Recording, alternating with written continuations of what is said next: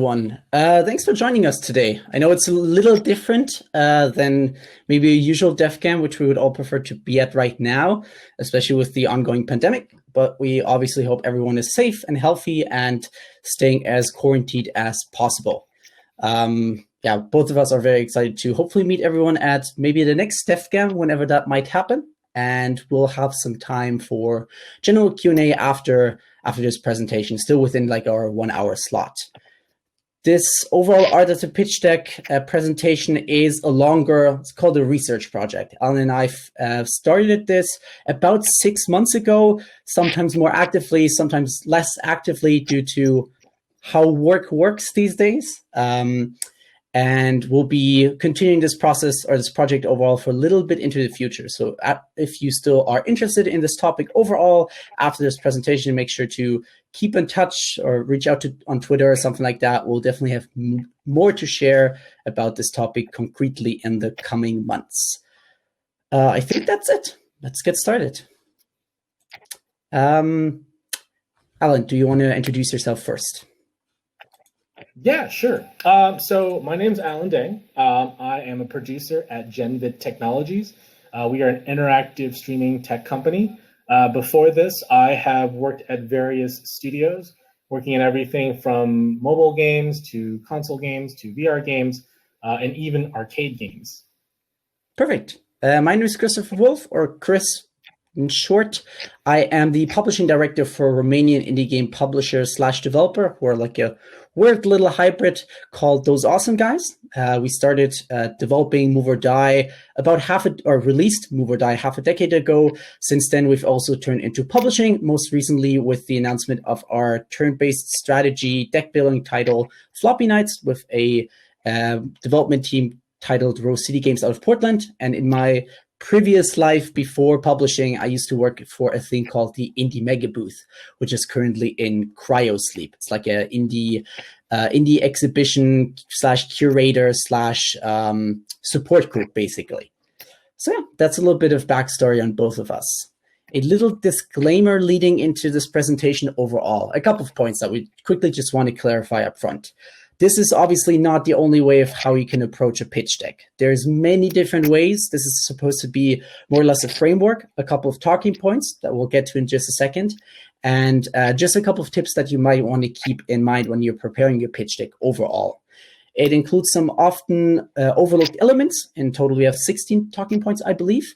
Not like a typical Watch Mojo video, but we tried to focus on being a little bit more informative with a little bit of entertainment in there, especially in these rather dark times. It's raining over here right now in Germany, so we're just all at home and trying to get through it. And there's going to be a couple of assumptions, just because we cannot prepare this topic without assuming at least a couple of different elements. One being, you have all the elements that you need ready to pitch. So you're not currently coming up with a pitch itself, or are just starting production overall, but you have maybe a vertical slice or something playable, or at least an elevator pitch with some visual elements.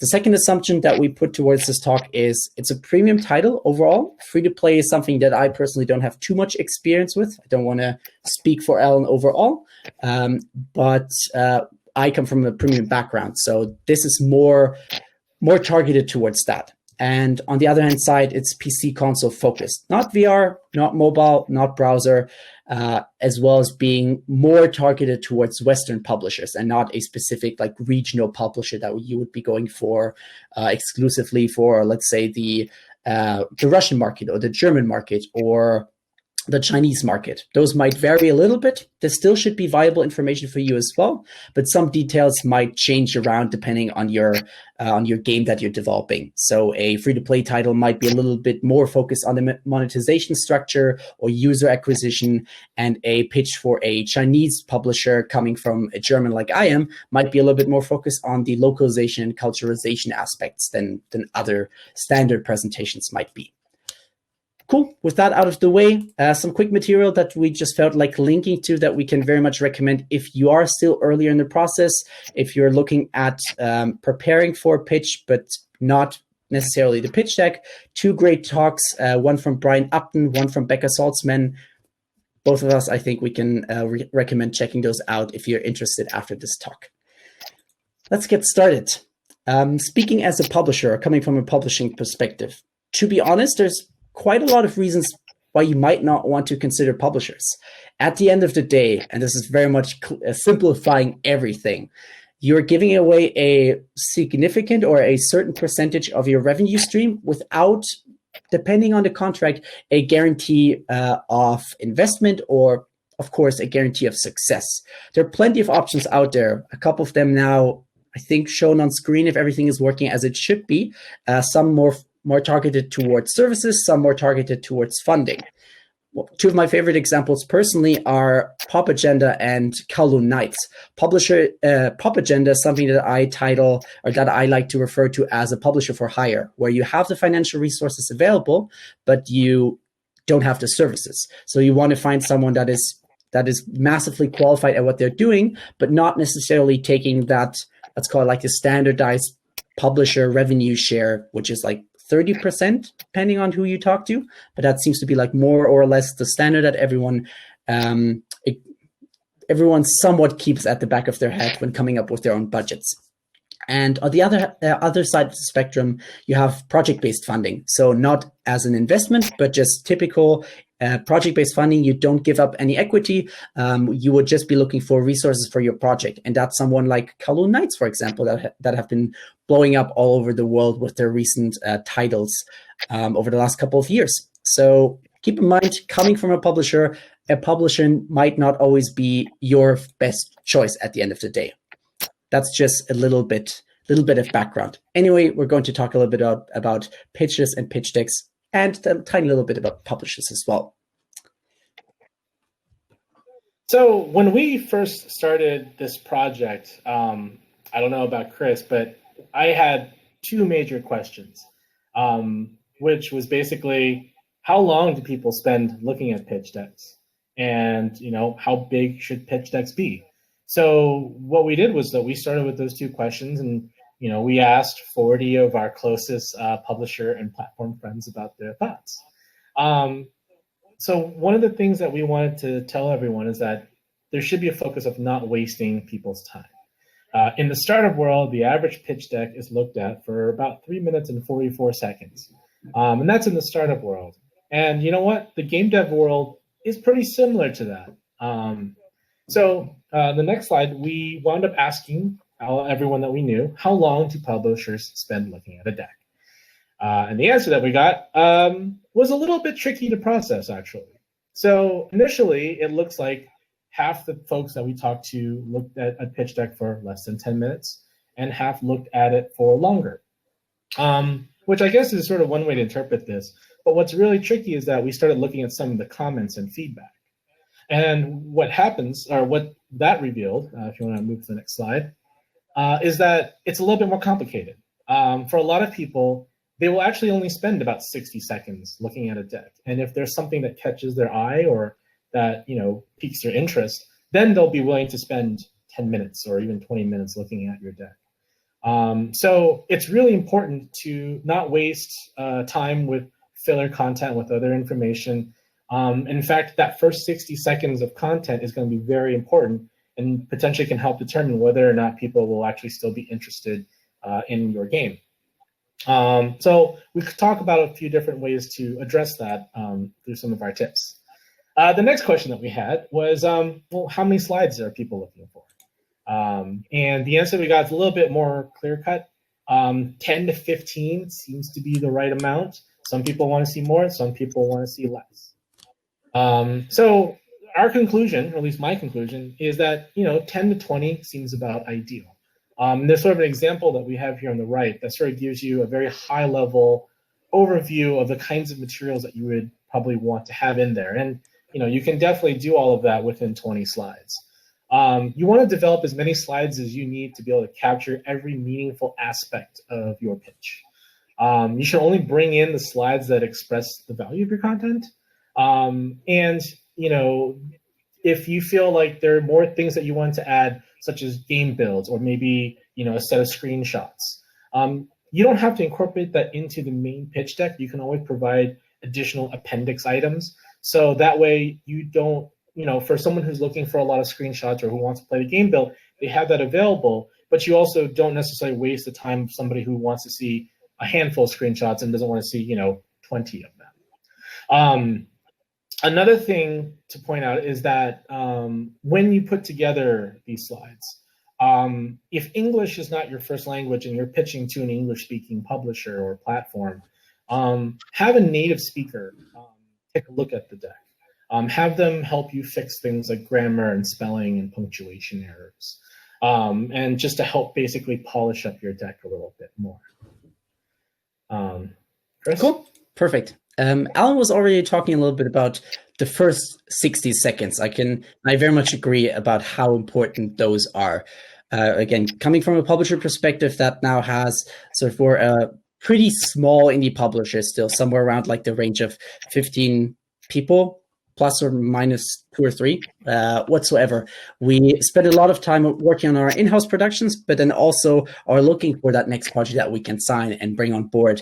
And with the amounts of projects that we look like, especially in the digital era where all the physical events are not happening, so there's all these very interesting and unique approaches to digital events, there's more pitches as well coming in, which is great, like from all over the world. But the day has only so much time in, a day has only so many hours.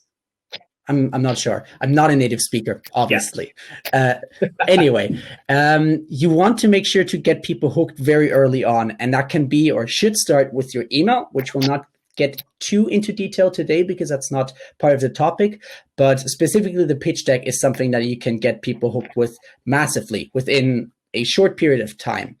It's something that you'll see as a consistent element throughout this entire presentation or for the remaining 30, 45 minutes of it, about how getting people hooked, getting them excited is maybe the most important part of making sure that the conversation actually even happens. Because you have no idea how quickly, unfortunately, how attention span can completely shatter. There's this 2015 study, I unfortunately forgot from which university, some university in the US, about how a human overall, on average, growing up in 2015 back then, has a shorter attention span than a goldfish. It went around the internet. It became like a funny meme or so. But essentially, the comparison was a goldfish has a attention span of 9 seconds. The human brain at this point has 8 seconds. And that is, coming from someone that deals with that on a daily basis, unfortunately pretty accurate, I would say. There's always something popping up. There's new things coming along all the time. So if you can open up a pitch deck and immediately be presented with something that gets me excited about what you're telling me about, boom, you've got me sold, at least for like one of many steps. That goes as well for my teammates. In most occasions, as we're talking about physical versus digital events, even before COVID, you weren't pitching in person. That's obviously a very privileged position to be in, to go to GC, to go to Gamescom, to go to TGS or DevGAMM and be in front of the people that you want to pitch to. But unfortunately, that is not the reality of every independent developer's lifestyle. So you will find yourself more often sending over a pitch deck via email or via meet-to-match meeting system or Pine, and have to rely on someone just seeing an element of your presentation and getting excited about it. The best approach that I've seen so far, and this is not the best approach because it's just like something I took out of our press kit for Move or Die, one of our titles, is a too long didn't read approach. So slide number 1, maybe some cool key art, the title of the game. That's it. No more information needed, or maybe even the elevator pitch or 2 or 3 words explaining what the game is about. And then the second slide is this. It's an overview of the game's name, genre, budget, the release platforms you're going for, maybe, again, a contact email or so. If you're tapping into the free-to-play market, it can shine some minimal light on like your monetization culture overall. And obviously the elevator pitch or like a short description. Plus, if you have anything else noteworthy that might be interesting in the first couple of seconds to me, great, that's ideal. If you're just looking for a mobile publisher and you already have a console publisher, you can mention it here. It will immediately give me a chance to tell you, hey, this seems interesting at first glance. Let's continue the conversation after having spent maybe 30 seconds or 60 seconds on the stack. Or which is unfortunately also more common, tell you, hey, this is probably not for us. We're not the right partner for this project. And then you don't have, I won't waste your time with just going through this and like stalling for 15 minutes or 15 days, depending on how the communication is happening and how much is going on at the time. It's one example out of many. Don't take this as a standardized format. Again, this was for press, but about the formatting overall, it can be as simply as this to give me a good first introduction. We'll talk about a little bit of focus points. This is more of a quick fire round with do's and don'ts. So I have this wonderful graphic off of the internet. In general, we'll go a little bit more into detail about some of these points across this talk between me and Alan. An easy don't is, please don't send me just the game design doc in the first introduction or the first outreach. A 50-page Word document is way less enticing and overall appealing to me to sit down and take a look at shortly in comparison to a 15-page PDF presentation where I know it'll contain way less information, way better structured. I fully understand if that's the only option that's available, but we're talking about the ideal situation right now and the art of the pitch deck. So if you're considering creating a pitch deck, generally I would opt for a yes, please do it. It's great. Eventually, especially with platform holders, you might run into a situation where that's just mandatory for the next step. On our end, it's not necessarily, but it's just a key element that it's this point, it's a build, a gameplay video, and a pitch deck basically are more or less the standards. Instead, what you can focus on is the crucial content in deck to get people hooked. But we just talked about that already as a too long didn't read version. Don't include deep lore about sort of the backstory of characters and an entire storyline. That goes with a big parenthesis, a big not parenthesis, a big subtitle or some more context. To add to that, I've had conversations with very narrative-driven publishers that when I told them about this, don't do this talking point, they were, to put it very nicely, a very different opinion, which I totally get. It very much depends who you're talking to. If you're talking to a narrative-driven publisher and you're not giving them the core information about your narrative elements in a more more fleshed out way than just a pitch deck, that might not be ideal. But if you're talking to the standard publisher, similar to a 50-page GDD not being appealing, a 30-page text document of just your backstory and what encapsulates your in-game world or in-game culture doesn't really strike me as the first thing I would open when I see it pop up in an email. And my attention span, again, the 8 seconds might go somewhere else very quickly. An alternative, again, the outline deck. For me, we call it like there's no real translation from German to English for this particular word, but like a toolkit basically, where you start off with creating all the slides you might need, which is a lot of work up front. You basically capture everything in it's called like a 60-page PDF version of, or a Google Slides version. We'll have that argument later, Alan, about how you want to present your pitch deck to the business partner on the opposite side of the table. And then for each and every partner, you can just take out what you don't need. But more about that in just a second from Alan. Finally, another don't go into detail too much about every external collaborator. That, again, has a little note to it that we'll get to in just a moment. But to be very transparent, looking back at our questionnaire, less than 15% of people really cared too much about external creators or external collaborators. They cared about your team that's going to execute the project and not necessarily the contractors that are going to be taken onto the project for specific elements of the production. Unfortunately, and that will maybe, I'm not sure if we can swear here, piss off some of the, no, sorry, too late. That will maybe not be great to hear for some composers or audio folks in general. A big element of that were writers or audio folks or composers or musicians overall, which there is some context that should be added there. It very much depends on a case-by-case basis.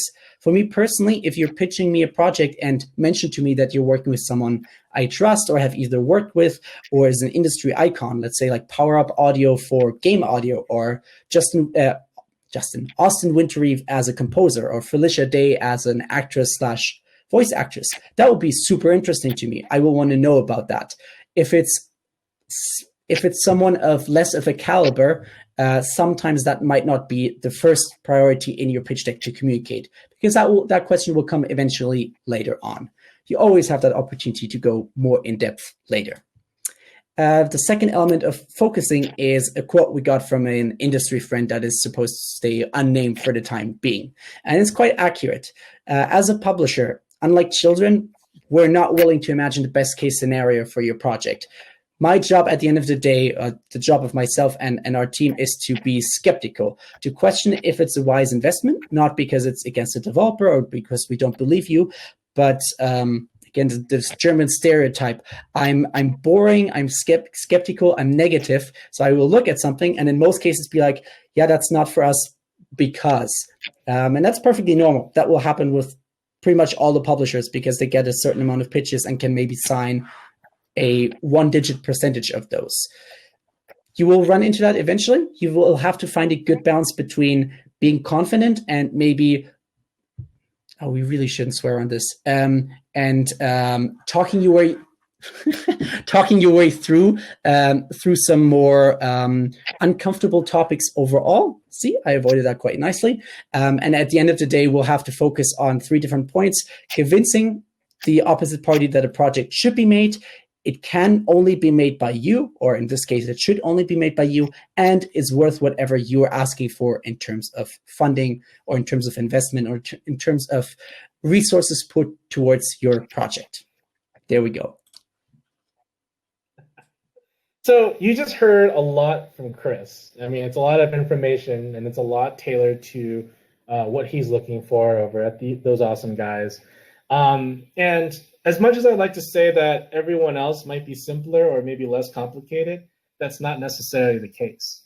When we did our survey, it turns out that everybody kind of has their own opinions about what they want to see as part of the initial pitch deck or presentation.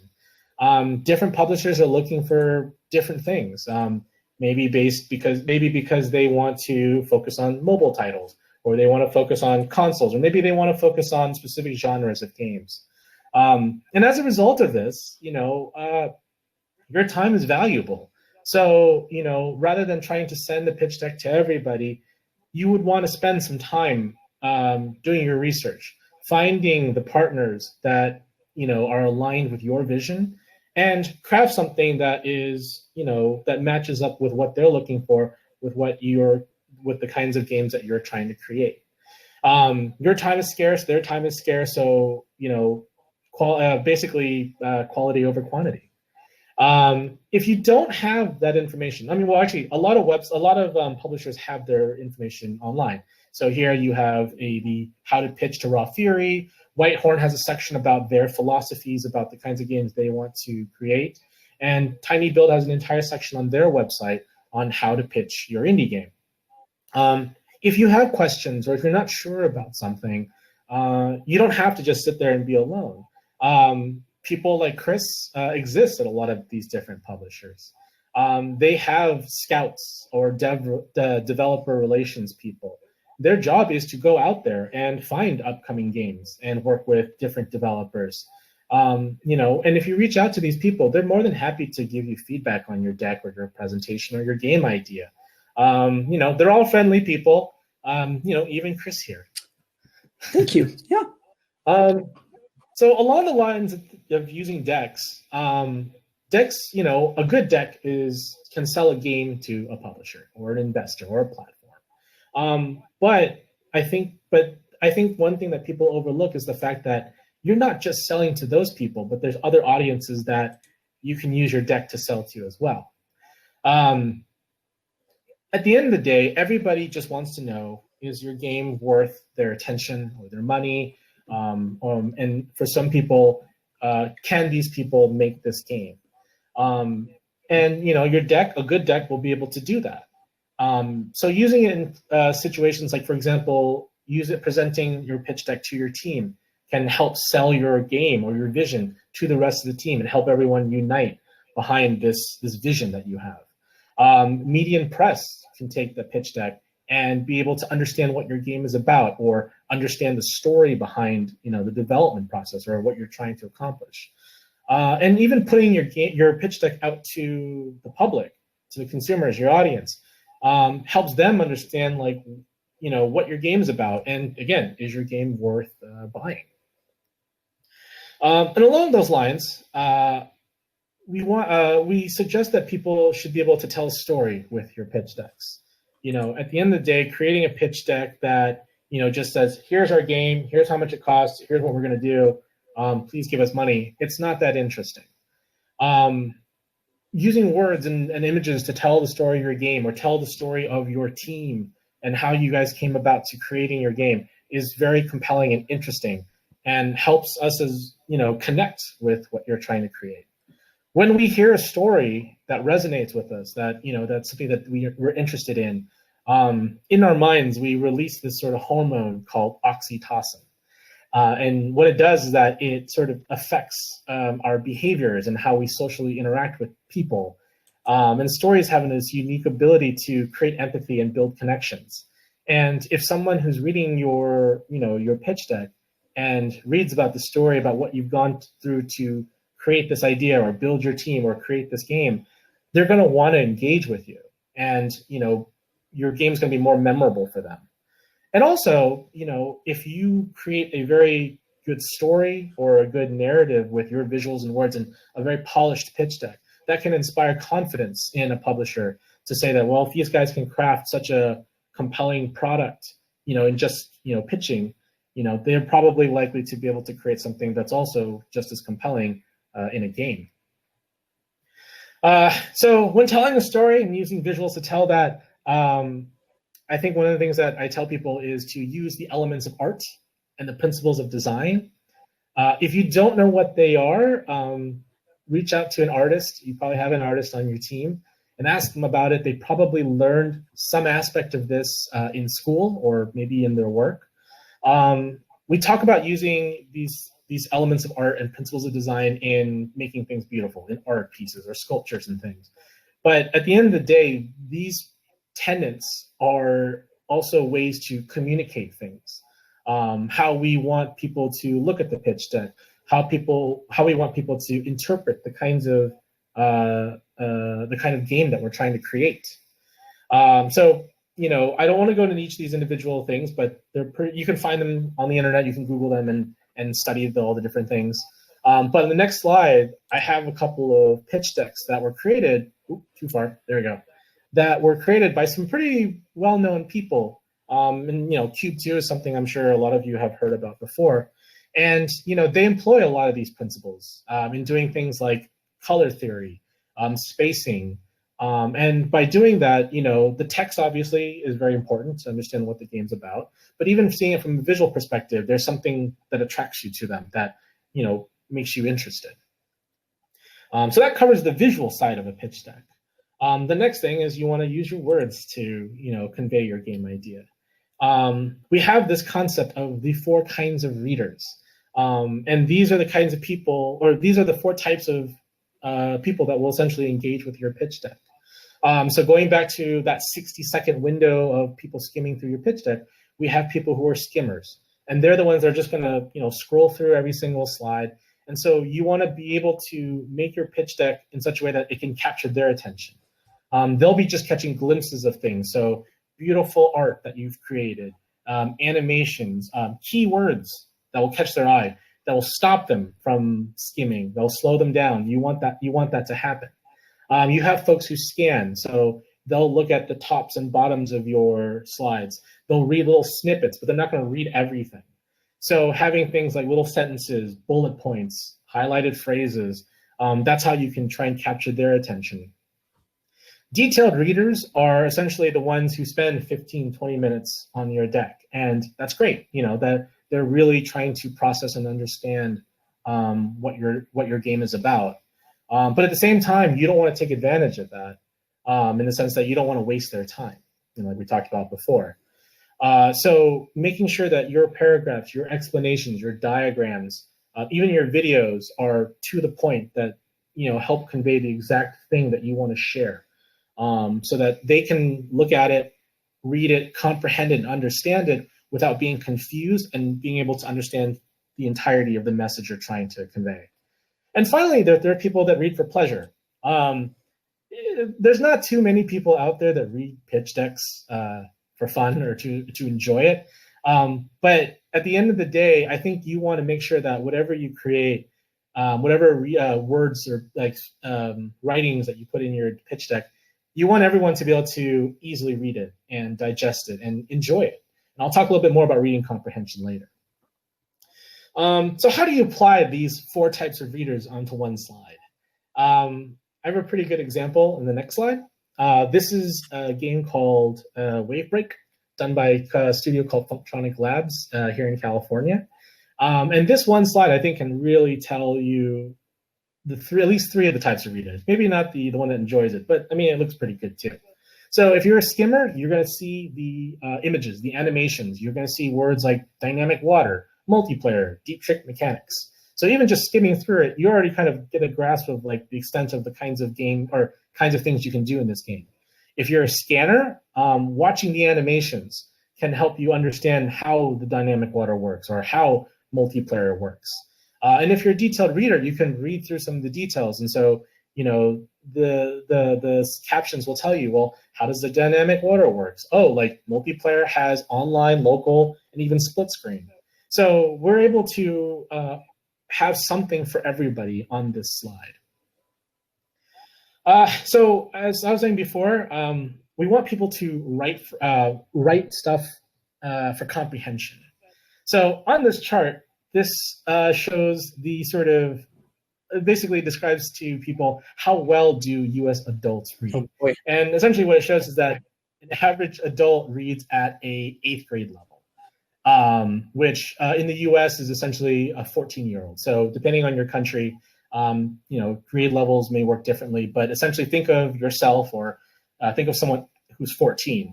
That is essentially the average reader, at least in the US, and it's probably similar in most other countries. And yeah, publishers and scouts are, they're intelligent people, and they probably read at a higher level, but why would you want to make their job to probably digest that information any more difficult than it should be? Based on this information, the next slide shows the percentage of Americans who can read certain books based on that data. So, for example, Jurassic Park, which I think a lot of people know, is a book that's sort of written at a 14-year-old level of reading comprehension. And yeah, maybe you can write at an academic paper level so that only 5% of the people can read it. You're trying to build, I don't know, some sort of lore or really fancy prose.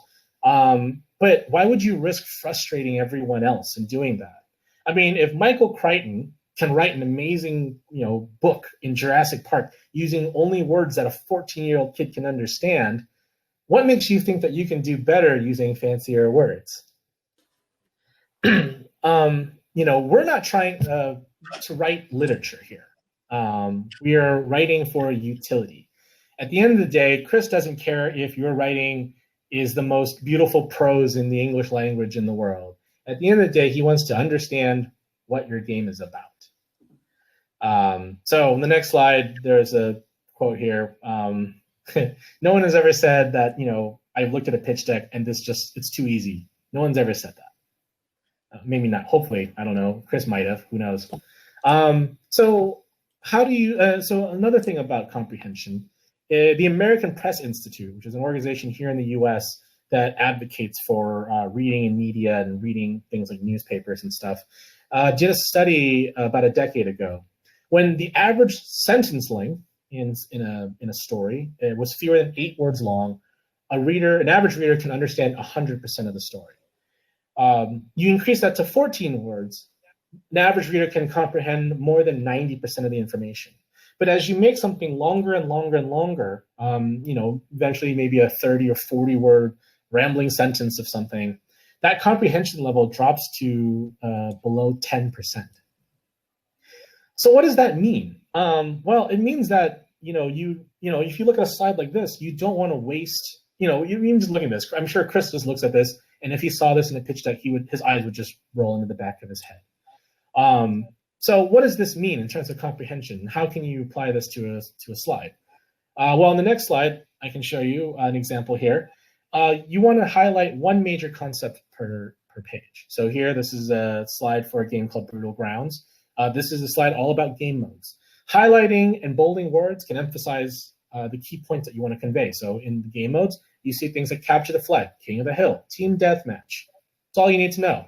Being economical with words is very important. There's some descriptive paragraphs in here that gives you a little more detail about it. I can't read it because the font's really small on my screen, but it's very tightly written and it's not super long, so you can understand very quickly what those sentences are telling you.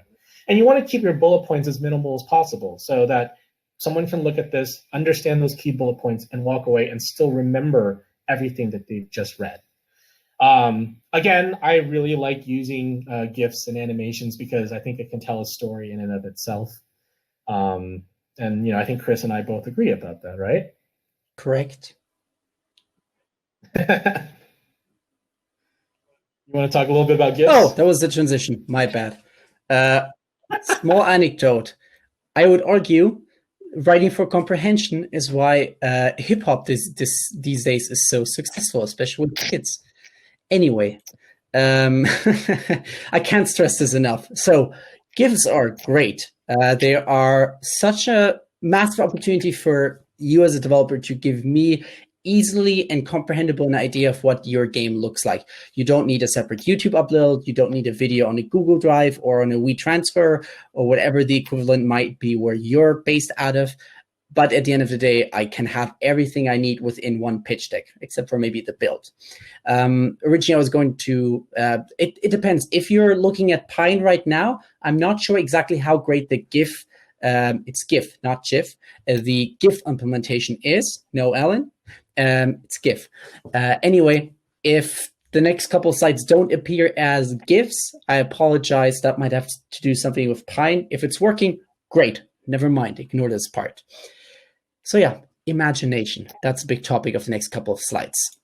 Let's look at some options. I want to emphasize this is not an actual slide. This is taken, or this was like a mock-up I created for, again, a title that we published called Monster Prompt that we talked about.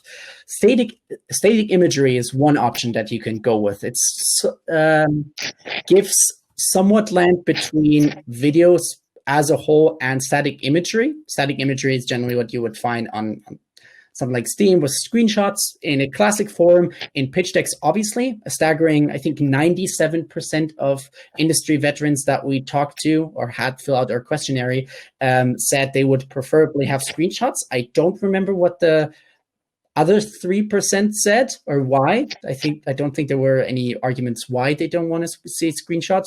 But anyways, basically everybody wants to see a screenshot if available.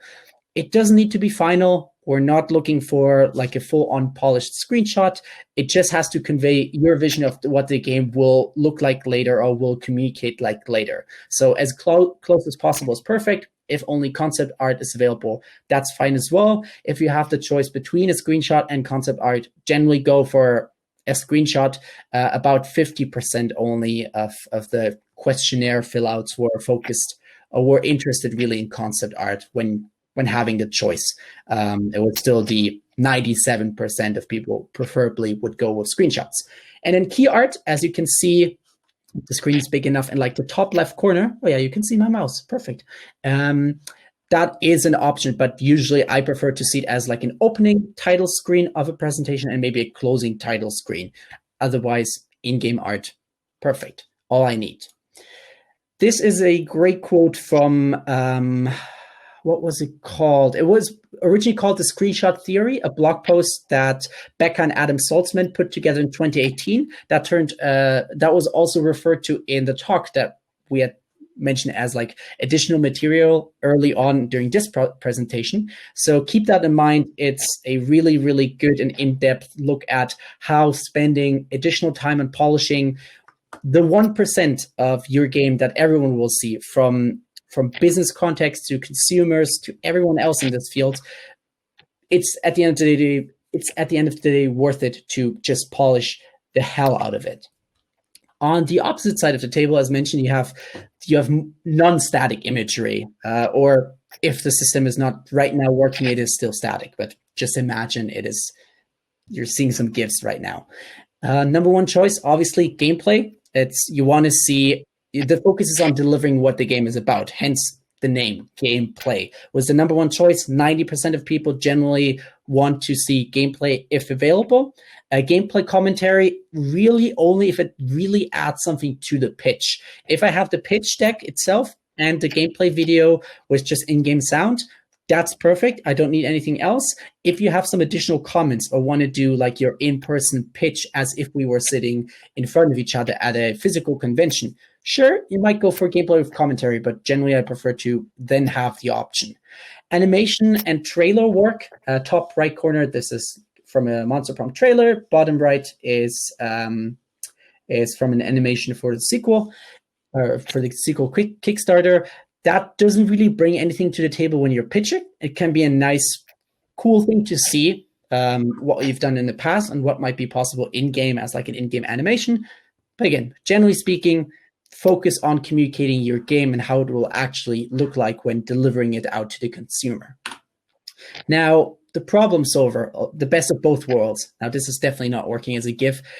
Should be GIFs, but you've seen that slide before. Are GIFs. I really like this slide. I believe, Alan, you were involved in the process of creating this. Yes, cool. Kudos to you and the entire team at Functronic Labs. They're great, by the way. This is one of the favorite slides I've seen in a long, long time overall when it comes to communicating outwards what the game is about. I immediately see the different elements of a game. I can understand the mechanics without playing the build, without watching a YouTube video or video in general, and the core gameplay elements are already in basically one slide. Your game might be a little bit more complicated or have a little bit more elements to it that you cannot put into one slide. Make 2 out of it. Maybe not 5, just focusing on mechanics and having 5 or 3 GIFs per slide. That will be a little bit over the top. But in general, as a short introduction, this is really, really nice. And I would love to see more of these approaches overall. Finally, one thing I can add maybe about GIFs is generally there's a little bit of a disconnect between people seeing GIFs pop up on Twitter during like Screenshot Saturday and blow up on Twitter and be super successful. You don't see the amount of work that goes into polishing a GIF. When I was a developer, or used to work at a development team, I spent days just creating GIFs, trying out, iterating, setting up development tools so we could create the devs, or better, my team members created the dev tools. I don't have that personal skill, unfortunately. But yeah, you shouldn't underestimate how much work goes into polishing these GIFs and polishing elements that end up in the pitch deck. It, at the end of the day, is a ton of work, but I would say worth it. Now let's move ahead. Be realistic with your analysis. This is not anything against those 3 amazing titles. If you've not played them so far, you should. But one trend I've been seeing alongside the peak of roguelike titles over the last couple of years is how roguelike titles are being pitched to us. I can almost guarantee you, when someone comes to me or comes to probably any publisher out there and tells them about their cool roguelike project, it will mention maybe Dead Cells or Binding of Isaac, Enter the Gungeon or Darkest Dungeon, or all of them possibly, which is fine as a point of reference. I appreciate the optimism overall. As you may have noticed over this talk now, I'm a very pessimistic person generally, but that's not what a sales prediction should look like. If you're predicting your game is going to sell 1 to 2 million units, and these numbers that you can see on screen right now are Steam Spy estimates on the very low end, so they possibly outsold that significantly. If you're basing your sales prediction just based on these numbers and putting your game into the 1-2 million range on PC only just because of it being a roguelike, we probably have a disconnect about expectations. I think having a sales prediction in a pitch deck is great. It's definitely not necessary, but it's very helpful for me to get an idea of your vision, what you're aiming for as a development studio. If I personally can see that we can make back 3 times our investment by putting a game out there and publishing it, that might be an interesting proposal for us as a party. On the other hand side of the spectrum, if you're working on a game and you're expecting 20 times of that revenue to come back, then there's a definite disconnect in terms of expectations, and we will have to have a more concrete conversation overall. A general good approach is a high, average, and low comparison of titles. So maybe having something in the 1-2 million range, something in the couple 100,000, and something in the 10, 5, 1,000 range possibly, just to put things a little bit more realistically into perspective. On the other side of the analysis is the target audience. Again, it's super helpful to have an idea of if our visions align. Monster Prom, as I'd referred to a couple of times, is a visual novel / multiplayer dating sim. It's very LGBTQ plus friendly. So if you're coming to me, which the development team didn't, they had a very good understanding of their audience, but let's say they came to me telling me it's for the average hardcore gamer, generic white dude, 30 plus, then we will also have a similar situation, similar to the budget, where there's probably a disagreement and we'll have to talk about that. So it can be helpful to include, but it's definitely not a must. On the budget side, not to dive into things too much, I just want to say having a budget in the initial pitch deck is great. It doesn't have to be entirely fleshed out, but the point for having something in there is if you know it's going to be anywhere from like 200 to 400,000 USD, some made up numbers, that might be interesting to me. So I can tell you, hey, let's continue chatting. If it's $2 million US, I can easily tell you that I don't want to waste your time. That's outside of our range, and it'll save you a lot of back and forth time with me. So that's a good argument why you might want to include it. On the other hand side, you want to be careful if you include something that it's somewhat accurate. If you give me a range, that's totally fine. But if you're telling me it's going to cost, let's say, $250,000, $250,000, and then within weeks of just going back and forth, that funding amount doubles to $500,000, which, small anecdote, that has happened in the past with conversations of ours, without any seemingly good reason why that happened, that will not strike me as being very confident as being in your ability to stick to that budget and deliver upon that budget promise. There's a lot of great tools out there. If you're interested in them, I guess Alan and I will be also sharing them in the next couple of weeks and months through our Twitter accounts for developers interested in learning more about maybe setting up budgets or understanding how you can guesstimate how much a game has sold in terms of units. And then in the future, we'll have great services, hopefully like Indie Business Intelligence, which Callum, probably everyone knows Callum Underwood, I would assume, is involved with in sharing data between development studios and helping each other out to analyze concrete sales data. But that's a topic for the future. To wrap up budgets overall, what I would love to see is something as clearly communicated as this slide. Now, it's probably too small for you to see all the details. I've taken out all the numbers out of confidentiality reasons, but I would love to see very clear communication if you're talking about government funding being a thing. If it's not signed, it's not a guarantee. I unfortunately don't care if you have a close connection, if it's your brother that signs off on these government funds or a family member or whatsoever. But if it's not signed, then please don't communicate as it being signed. You can have a small note in there in that document as we're just waiting for the final signature or in negotiation, so the publisher knows that's ongoing and might be a way of offsetting some costs. But communication, being clear and transparent and honest, is your number one priority. Otherwise, things can backfire heavily. That's it on the budget side. Now, finally, the ask. What I love seeing, the so-called relationship goals, is at the end of a deck, you telling me what you're looking for in this relationship. This is not a must, but it can be beneficial to you and me. For me, I can easily, or for a publisher in general, for a publisher, they can tell you, hey, this is doable. They know what you're expecting. If that's something they can provide, the conversation can continue. If not, then it'll probably not continue. Or it can be very clear and honest communication about this is possible, this isn't. If it's on the other side of the spectrum, something where you're just researching what your ask is, then you will have a better understanding for your point of negotiation, where you're coming from, what you really need for the project, and you're running a smaller risk of being taken advantage of by the other side when you're new to the industry. So talk to each other. That's something that we as developers and publishers, unfortunately, are still not doing enough about. We need to be transparent. We need to talk about these things and share our experiences with each other. Of course, making sure we're not breaking NDAs and such. And yeah, again, another benefit, you can sort out publishers early based on what they can provide or what they're looking for. What is a good example? Whitethorn Games, for example, is looking for more, I would say, wholesome games. If you're developing a first-person shooter, you can go to the website, we'll see that's not a fit, and you can move on. That's all about that. Here again, the relationship goals. We talked about this. I'm just skipping ahead because we're running out of time slowly.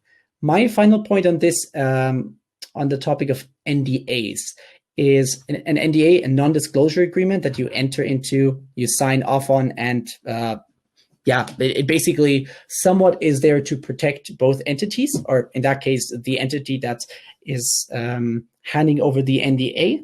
On the other hand, you have an MNDA, a mutual NDA, which then that serves both sides. They're generally good. They serve a purpose and can be signed. This is not an argument against NDAs. This is simply an argument about ideas being taken a little bit too serious or a little bit too protective.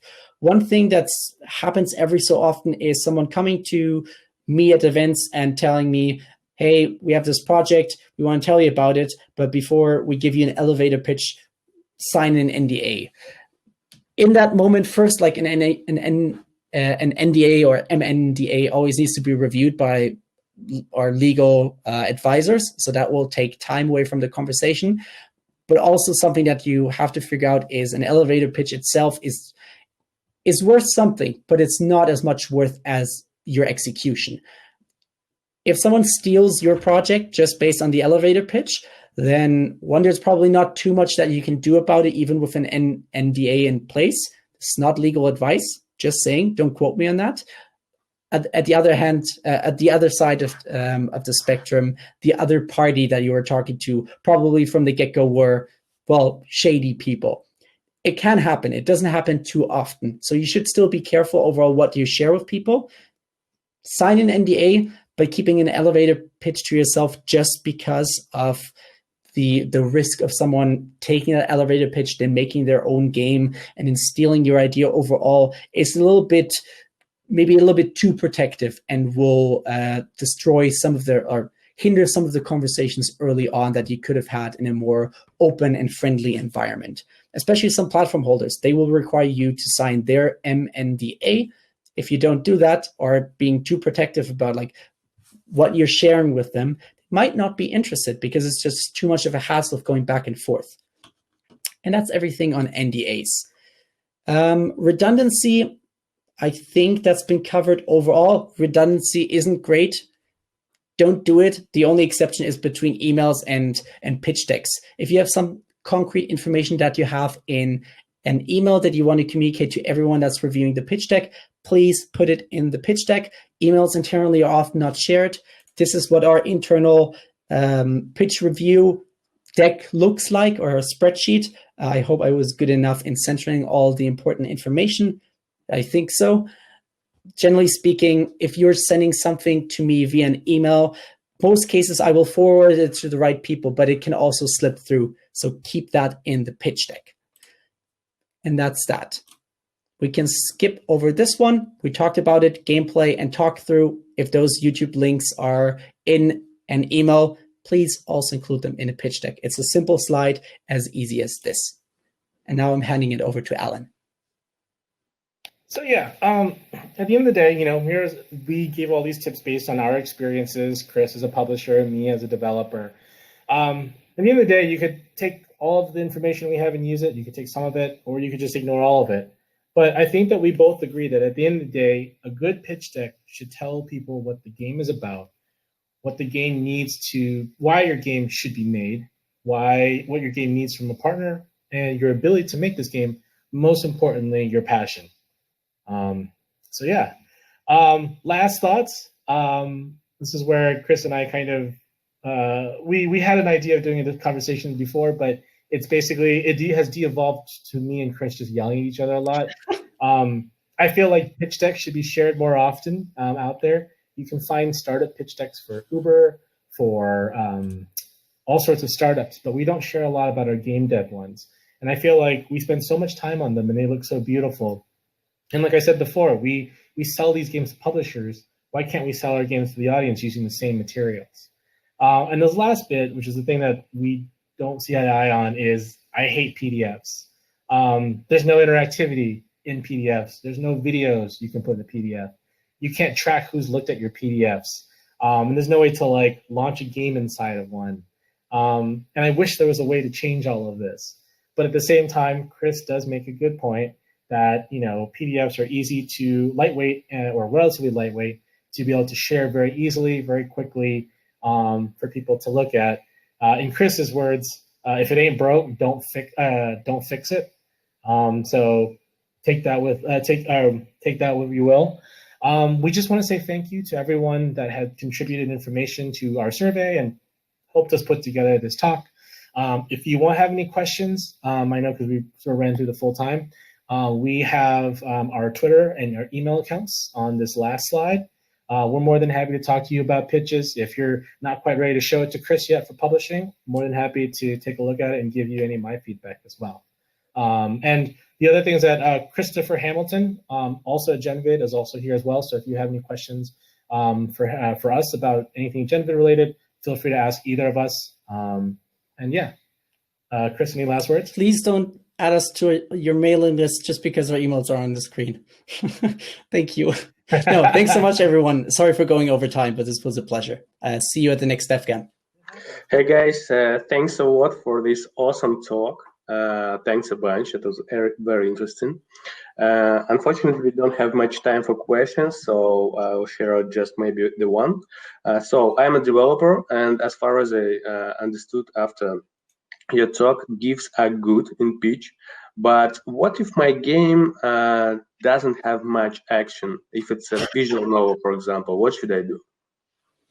Oh, that's a good question. I mean, for visual novels in particular, again, I'm referring to our portfolio all the time. Monster Prom is a visual novel, like visual novel multiplayer game. There's not much like super action-driven gameplay happening on the screen, but the little action that's there, especially your narration or the text flow that's happening on screen, can give me a cool little glimpse into how the overall experience will feel. So I still think a GIF would be a cool experience. Otherwise, for visual novels, I would say, yeah, focus on screenshots and art rather than GIFs can be decent as well. This is not like a general rule of GIFs have to be there, but I personally like to see, like to have a GIF including for visual novels where I can actually see like maybe 2 or 3 paragraphs of text and what's happening. I got it. Thanks a lot, guys. Everyone, if you have any other questions, you can find Chris and Alan personally via chat during the DevGAMM. Thanks a lot and have a great day, guys. Bye-bye. Thanks so much. Bye. Sure.